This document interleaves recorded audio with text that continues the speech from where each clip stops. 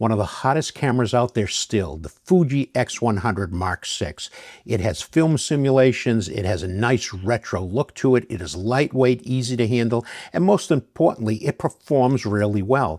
This is a great camera if you want to use street photography. But in order to do street photography, one of the things that you're going to want to master is zone focusing.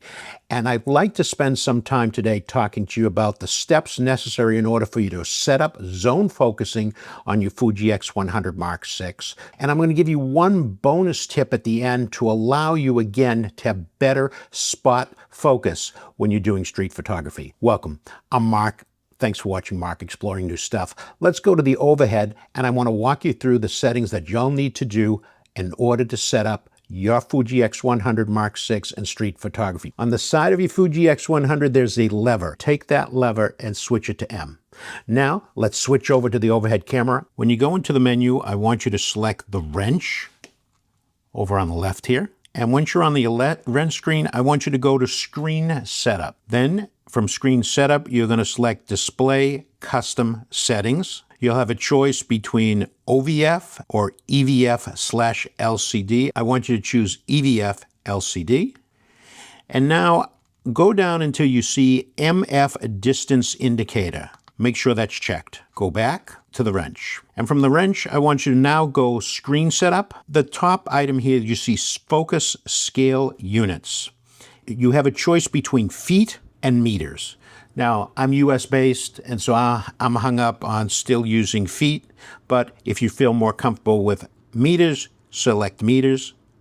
I'm going to leave mine on feet. And there's one other change that you need to make. I want you to go up to Autofocus, Manual Focus, and on page number 3, you're going to see something there that says Depth of Field Scale. By default, it's set on pixel basis. What I'd like you to do is I want you to choose Film Format Basis. Go back.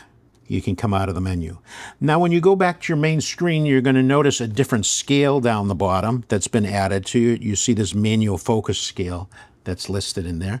And you see a blue designated area. Now, that blue designated area is the area which is in focus on your zone. So in this particular case, reading from a distance here, it looks like you're somewhere from 10 feet to infinity is the blue area that you would be in focus. So in that particular case, you just press the shutter.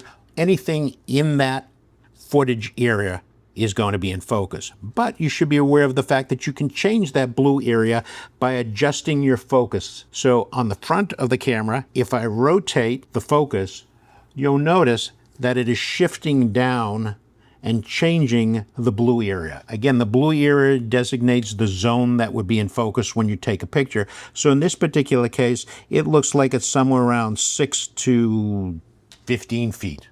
Couple things to be aware of also. First of all, the camera's on aperture priority. The blue area will be larger the smaller you make that aperture.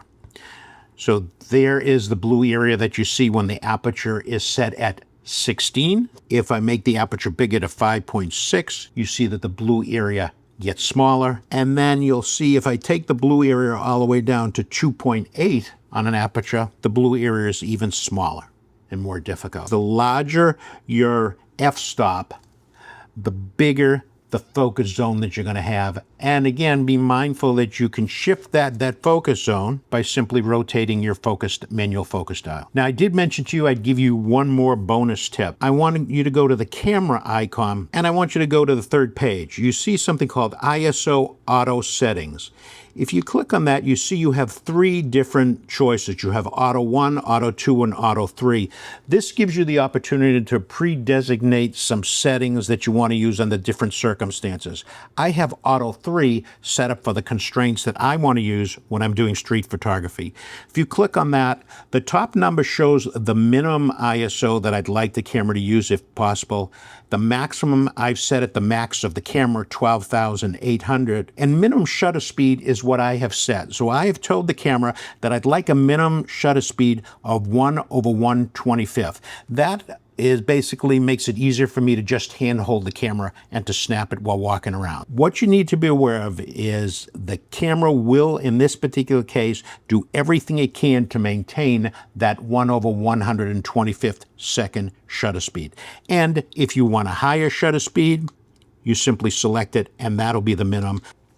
I hope you found that interesting. That gives you the information for you to take your Fuji X100 Mark VI, go out there, do some street photography using zone focusing, aperture priority, and just take some great spur-of-the-moment quick pictures. If you're waiting for Fuji X100, if you're on the waiting list, it's worth the wait. I'm Mark. Thanks for watching Mark Exploring New Stuff. Have a great day.